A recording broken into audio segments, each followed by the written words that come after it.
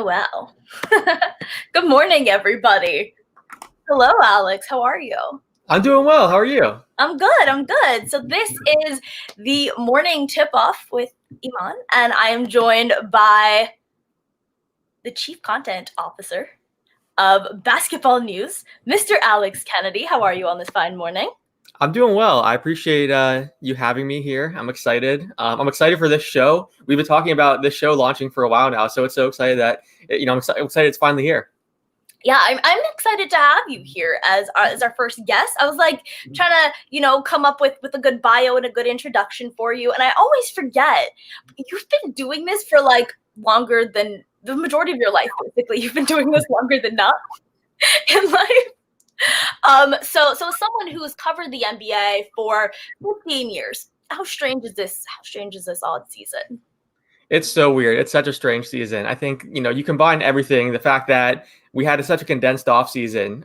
So you had the draft and then free agency signings and then training camps starting in like the same 12-day span. And then obviously you throw in everything with COVID too, where teams, it's just such a weird year as far as, you could have all of your star players go down the same night and just not have anyone. And all of a sudden you're playing guys that, weren't even in the rotation previously. And then I think with the condensed schedule too, you also have less practice time.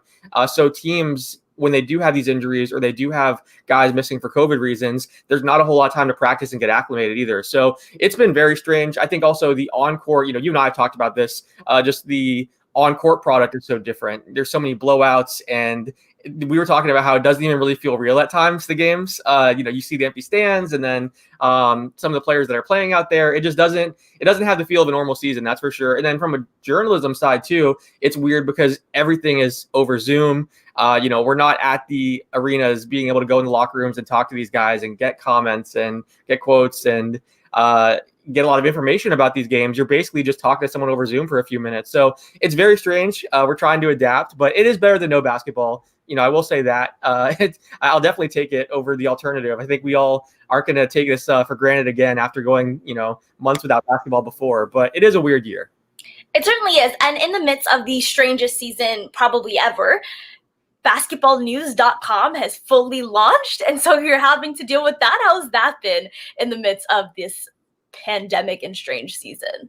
Yeah, it's been amazing, honestly. Whenever this opportunity was presented to me, I got really excited about it just because I think it is a weird time to, launch a website and you're like, oh, it's a pandemic. This is a weird year. Why is this happening right now? But honestly, the people behind BasketballNews.com, I just loved their vision. I think they had a really good idea when it comes to building a basketball site that has a ton of different perspectives. So you have the player-driven content that's been doing so well in recent years, whether it's, podcasts by guys like CJ McCollum, JJ Redick, Steven Jackson, Matt Barnes, or the player-written articles like the Players Tribune has. And then we also have top journalists. It's kind of the best of both worlds. So we do have, great journalists that are able to cover the NBA and do great interviews and features and break news and all that kind of stuff. And then really, it's just the wide range of content too. They wanted to not only have a website that's producing amazing written content day after day, but also have a podcast network, have long form video. So eventually we're going to have web series and documentaries, have live streams and cool shows like this one. And then do the watch parties that we've been doing during games where we get a bunch of players on and we all watch a game together and kind of just react, live. It's been really cool. So that's what kind of drew me to it. The fact that they had this very ambitious vision and had a ton of different things they wanted to do as far as, in the content space. And then they basically said, help us build a team who go after up and coming writers, go after players who want to get into the media space, go after top podcasters and people that, you like their work. So, that's actually how you and I met. Dishes and Dimes. Well, Dishes and Dimes right away if you guys want to do a podcast. Exactly. So, it's been amazing. I mean, I've told people it feels like I'm basically like the general manager, and they were like, okay, here's your salary cap space. Go make a cool team. And I've been able to do it. It's been fun. So I really enjoyed it. That's great. No, so you and I were actually talking about this recently. Draymond Green had some comments about, really, I would say the state of NBA coverage is kind of how I would put it, and talking about a lot of media members either not knowing that they don't know anything, or not caring to know anything and just really, being very clickbaity. And we kind of live in a very clickbait society. That's, and not just in the sports industry, but just across the board. That's kind of how things operate. And so I wanted to take we're having a little bit of an echo here. Are you hearing an echo on your end as well? No, I think it's okay. Okay. In the comments, if you guys just want to leave it, if you guys are hearing an echo. So Draymond Green had his comments, and he's pretty cynical about the state of NBA coverage. And I personally don't share his cynicism. I think the NBA coverage has grown so much, whereas 10 years ago, 15 years ago, guy who's averaging the most points per night is probably your MVP regardless. Guy who gets the most blocks, probably your defensive player of the year. Whereas now I think the average fan has gotten a lot smarter, and I added it to places like Basketball News, and I kind of wanted to get your take because you and I were speaking about how Basketball News is kind of the antithesis of that clickbaity, Bradley Beal is your MVP, Chris Boucher is your defensive player of the year, hot take. Yeah. So I wanted to get your take on that. Yeah, I've always been someone, I'm not a big fan of hot takes or clickbait or things like that. So I agree with you, though. I think we have seen fans have gotten smarter, especially when you talk about not even just from a basketball standpoint, like X's and O's and knowing what they're watching, but also I've seen, in the time that I've been covering the league, I've seen people get smarter from a collective bargaining agreement standpoint, from a salary cap rule standpoint. Like, you don't have fans that are just throwing out random trades that aren't realistic anymore. Now you have, a lot of fans that will go do the homework and play with the trade checker and say, okay, I know this team can't trade this first round pick, but then we're going to do this one and then include this contract. Like, fans have definitely, I think, gotten more intelligent when it comes to the transactional side of things as well. So, but I understand where Draymond is coming from. I do think that there are a lot of outlets out there, and it's easy to lump everyone together. I do think that's kind of what happens as well. And if you're a player like Draymond, who he has, throughout his entire life, basically been undervalued by the media. He doesn't feel like defensive players, I think, get enough credit for their contributions to the game. And then undervalued. Can I push back on that a little bit? Okay. Yeah, I think if you look at he slips in the draft and doesn't get the coverage, and people aren't talking about him as like a first round pick, like maybe he had felt. And then I think it's undervalued as far as maybe not recognizing what he brings to the table defensively, or like he has a tremendous basketball IQ. Mm-hmm. And I think if you're a fan or if you're a pundit and you're watching the games, it's easy to see sometimes the offensive players and their impact on a game, but maybe you don't fully grasp what Draymond is doing out there or how much of an impact he's making. So I think that's how he's viewing it. Like, oh, well, they just don't know basketball. And it's easy to write everyone off and kind of lump everyone together. So I do think that part of this comes from Draymond's frustration about how maybe he is viewed and defensive players are viewed. Because I talked to other defensive players about that too, where they're like, yeah, you don't really get the accolades or the attention or things like that. So I get that frustration, but Rudy Gobert? I'm joking. No, but I wouldn't say that, all pundits are the problem. I think that some do their homework. And that's why with a site like this, we've really tried to, first of all, have a ton of different perspectives so that we do have coaches on the staff and players on the staff that can kind of break things down and provide just smart coverage. Because, yeah, we don't want to be, the site that's just putting out a ton of hot takes and clickbait stuff, because that stuff bothers me too. Like I totally get why players are frustrated by that kind of coverage. And it's not even just Draymond. I think if you talk to a lot of players, they are frustrated about kind of the stuff that's put out there sometimes, or the way that their comments are taken out of context, or different things like that. So yeah, I think there's definitely a need for a website that's out there that has intelligent coverage, that's trying to educate fans that want to learn, because there are those fans out there. I worked at Hoops Hype before I came to Basketball News, and I saw the audience that was at Hoops Hype was, super passionate and wanted to learn. They wanted the behind the scenes angle of things. They wanted all of the most recent salary cap information so they could crunch the numbers themselves and do their homework. So I think there's definitely a need for that. And that's kind of what we're trying to provide. But yeah, I kind of understand the frustration for, these players, because there are certain outlets out there, and not even just outlets, but like some of the biggest names or TV shows are driven by hot takes and stuff like that. And sometimes it can feel like, especially whenever in the social media era, whenever you turn your phone on or go on your laptop, you're surrounded by those opinions. It can feel like those are that, it's coming from all angles. But I think, we want to try to combat that for sure, because I'm not a big fan of that kind of coverage. Yeah. I mean, that's a great way to put it. I did want to talk to you about a podcast that you had come out this weekend, one with All-Star Nikola Vucevic of the Orlando Magic. It was about their hot start, and I'm not blaming you for your podcast, but since they've come out, they have gone 0-2. And granted, they have been a depleted team and kind of had a hard-fought game against the Mavericks. Well, the second night of a back-to-back. They had 9 players. Aaron Gordon was trying to work his way back into the system. So you can kind of schedule that loss away. But they did get blown out by the Houston Rockets. Still, though, they're 6-4, which is a record my Raptors would love to have at this point. So I can't really say anything. I did want to talk about their hot start initially, and you and Nick were having a great conversation there, and I kind of want to ask you, what would you credit their hot start to? I think their defense was tremendous in the early start of the season. I want to say whenever we did the interview, it was when they were 6-2. They had the 6th best defense in the NBA. Now they're down to 15th. So I mean, clearly they've dropped a lot since we talked. And yeah, I definitely jinxed them there. I feel bad. But yeah, I think they were playing really well. And then they have a balanced attack as well. When you talk offensively, obviously Vooch is their number one option, and he's been playing really well, shooting the ball extremely well, playing really efficient basketball, not turning the ball over. But then I think just the injuries caught up to him. I think that's the biggest reason why they've kind of taken a step back. Markelle Fultz, I feel so bad for him. I mean, he was playing well. He looked like he was getting comfortable. And that's one thing that, Vooch and I were talking about. He was seeming confident and having fun out there. And then season-ending injury. And then you throw that on top of Jonathan Isaac, who's already out for the season with a torn ACL. They were down Evan Fournier. And then that Rockets game you mentioned, Aaron Gordon was out. So, I mean, they just had so many injuries. And I think that's the frustrating thing for Vooch, and then for Magic fans too. You see that this team had the potential. You see kind of the flashes of what they could be. And then all these guys get hurt. They're coming back down to earth. So yeah, I mean, it's been unfortunate. I think, this team, if they were a lot of the guys that, maybe would have been strong depth pieces for them, are now being asked to step into bigger roles. So now Cole Anthony's starting, a rookie that, they were trying to kind of ease in.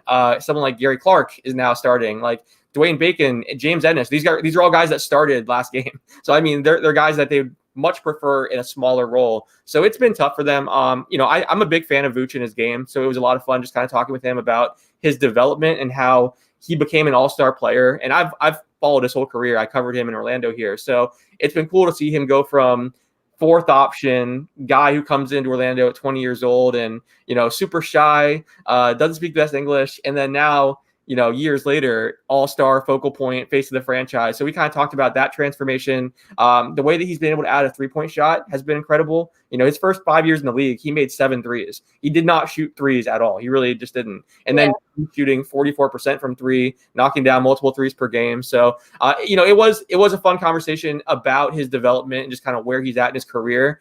He also has a growing family. He just had his 2nd child. So it was kind of fun to talk about that as well. So quite literally after listening to that pod, I have to say.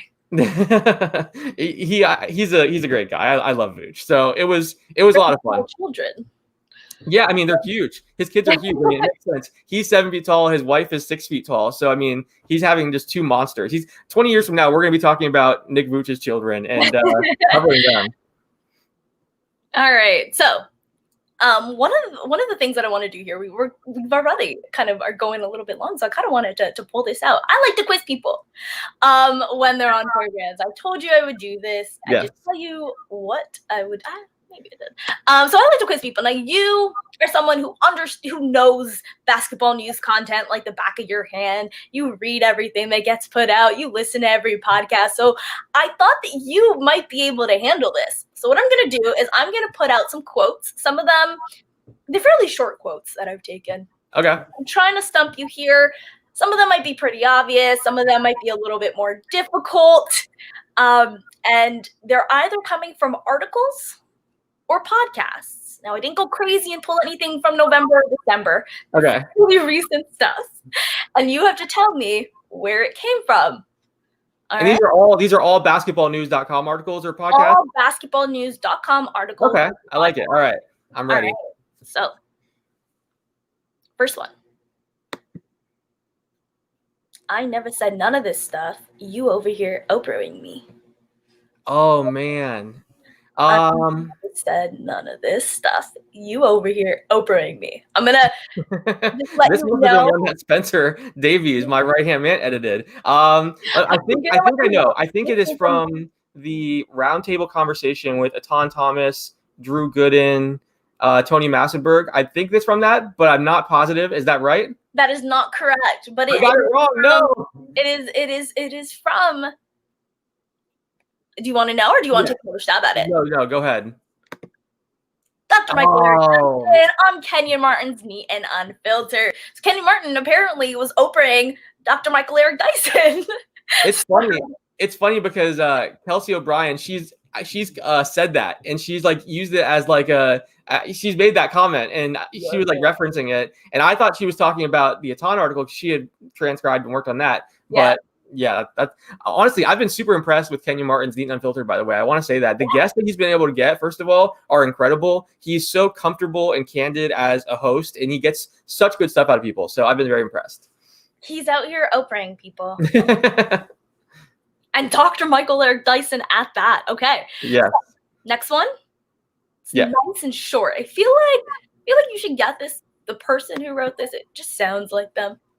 Okay, yeah. This unit is a joy to watch. This is definitely Nikias Duncan. I think this is the Phoenix Suns article that he just wrote about how it's not too early to get excited about the Phoenix Suns. Nikias Duncan, it's not too early to get excited about the Phoenix Suns. You have to when I read it, I see it in Nikias' voice, or hear it in Nikias' voice too. Which, by the way, I will plug this. Nikias Duncan, his podcast, The Dunker Spot, premieres today. It's on Apple Podcasts, Spotify right now, and it's really good. Him and Steve Jones Jr. break down, different teams and players, and we were talking about, like Draymond Green's comments. Podcasts you can imagine, right? yeah, it is the best, and it's literally like we just talked about, like really intelligent, nerdy basketball talk for people that want to become Smarters fans that really value that kind of coverage. So I can't recommend it enough. It's awesome. I just finished listening to the first episode. It's so good. All right, next quote. You ready? Yes. And it's not all about money. It's just life. When I think about it, the richer people always have access to better healthcare than the people who don't. I think this is the article about players needing second opinions for injuries. Actually, it's not all about money. It's just life. When I think about it, maybe not actually. Yeah, I'll stick with that answer, but I'm not confident in it. Is this Atan Thomas from that article? It is not Atan Thomas from that article. It is Dwayne Notice, the expensive difference between rehab in the NBA. Yes, that was such a good piece. Yes, I forgot. It's funny because they talked about something similar in the article with about like players needing second opinions when they have injuries, and it wasn't taking some from way back. Yeah, true. All right, so ready for the next one? Yes. His passes are angled in ways that don't really make sense in relation to the anatomy of the wrist, and I've been excited to see him transition into the league. Oh, who was this? This is who was this? I just edited this. What is this article? Oh, this is gonna kill me. This is frustrating. Who was this? Man. Trying to think. Is it Nikias' Tyler Hero article? Would you like another stab at it? Oh my gosh, I'm doing so bad at this game. I edit. Let me make it clear too. I edit so many articles every day and listen to all these podcasts. Here. Let me try to give you a hint. His passes are angled in ways that don't really make sense in relation to the anatomy of the wrist. Don't know. Okay, so think about the last sentence. The last part of the sentence, and I've been excited to see him transition into the league. Yeah, so it has to be like a rookie. Exactly. That's my clue to you. That should be enough. But here I am, still struggling. Oh man, who's written about a rookie? About rookies. I don't know. I mean, bitches and dimes person. Yes. It's Yasmin, isn't it? It is Yasmin. It is. On Killian Hayes, assessing the early play of NBA's 2020 lottery picks. I should have gotten that one right. Yes. Oh, this is like going to frustrate me so much. I'm horrible at these quizzes if you haven't been able to tell. This one is a. I feel like you'll get this one, but Okay. I've condensed it. It was like a paragraph. If you don't get it based off of this line, I'll just read the rest of the paragraph to you. Okay. I feel like you'll get it. One instance when analytics and the eye test reluctantly shake hands is when a team has bottomed out. Thank God, because I know this one. This is Katie's article on the Toronto Raptors and their struggles, and it was fantastic. I was as I was editing that article, I just didn't want to put it down. It was so good. Katie's been incredible. I told Katie, I was like, I'm trying to find a quote, but like I want to put the whole thing in here. yeah. So I think you guys too. Correct. It's Katie Heindel inside the Raptors' bad start. A lack of top-down trust is to blame. Yeah, I think you guys needed that. Like all the Dishes and Dimes hosts, you guys were just like, every day getting more frustrated with Toronto's start, and we were like, we need to write something about this, and that was just, she crushed it. Katie, I'm gonna need another article. They just suffered a heartbreaking loss. How do you feel about all the jokes about Siakam's spin move? Like I saw Raptors Twitter getting very upset last night when people were clowning him for like the spin on the final play. It gave him separate. To me, it was like the dribble. Like I was very confused by that entire sequence. I thought I don't understand what the Raptors were necessarily doing. I guess the play that they wanted to initially run broke down, so they had to. So then it was Siakam, but then he got into his move too late. And then the spin move gave him the separation required to take that shot. And that's kind of one that he tends to knock down. Right. He got a good enough look. So I can't fault him for the spin move because it gave him the separation he needed. He just didn't knock it down. And Draymond seemed to know that wasn't going down as soon as he put it up.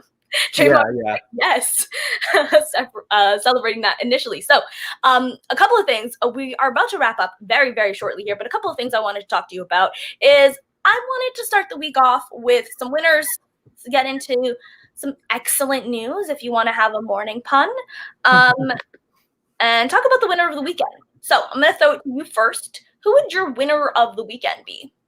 I would say, if I had to choose like a team, I would say the OKC Thunder.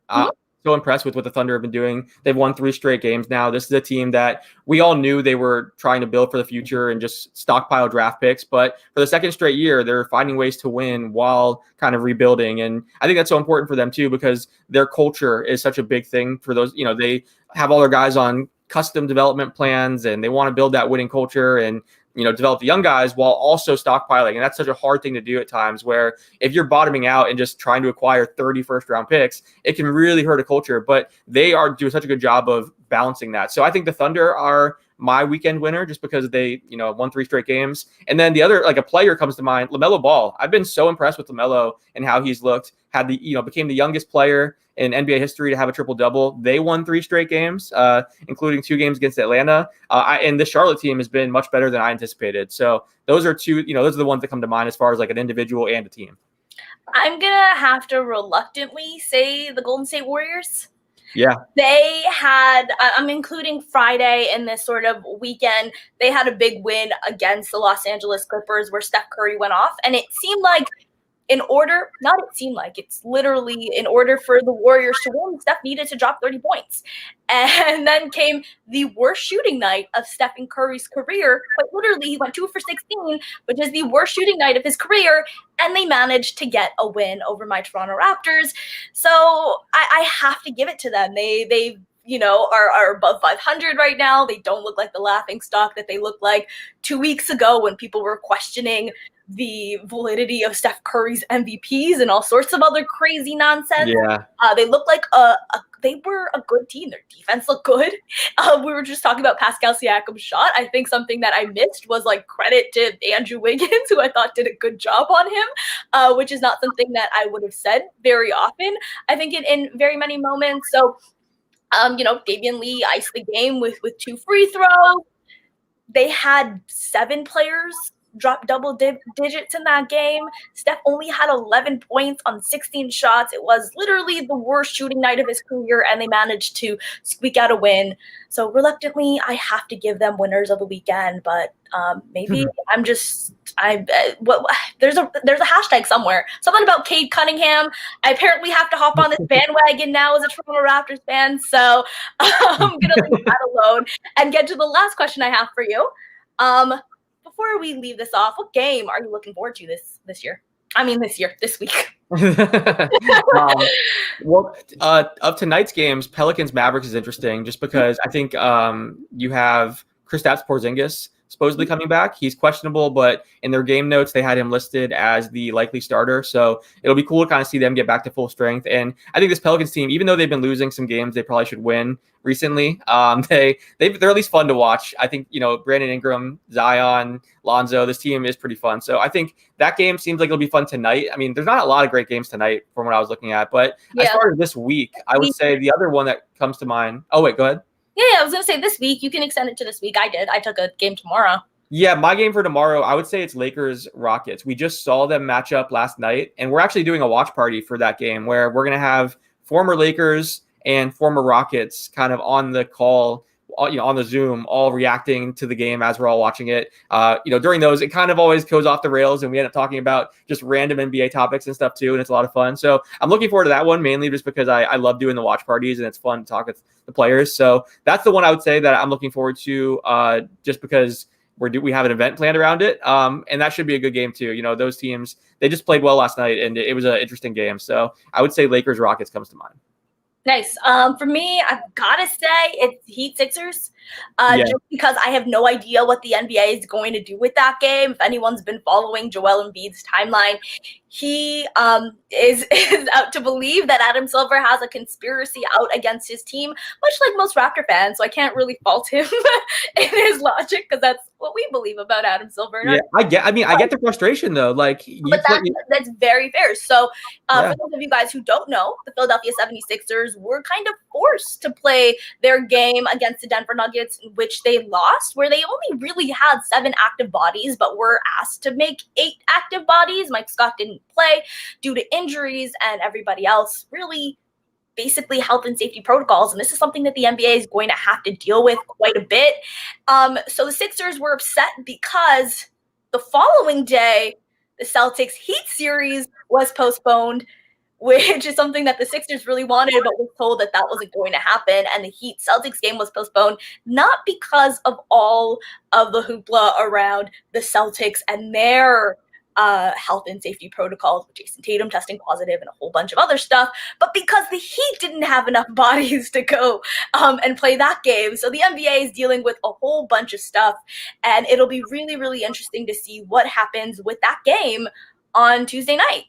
That's a good one. Yeah, it's I mean, part of it is like, it could be a dumpster fire where you just have all backups and all the star players are out. Because, I mean, Ben Simmons is also injured. So I don't think he's playing. So, I mean, barring something changing. But, yeah, so, I mean, I was kind of looking last night at that Celtics Heat game, and we were talking about it on our Slack channel, and it was like, this game could be really interesting, first of all, because we don't know what we're going to see, and there could be 8 guys out there and all backups. So I mean, I don't think it's necessarily the best product on the floor, but it would be interesting just to see what happens. That's a good one.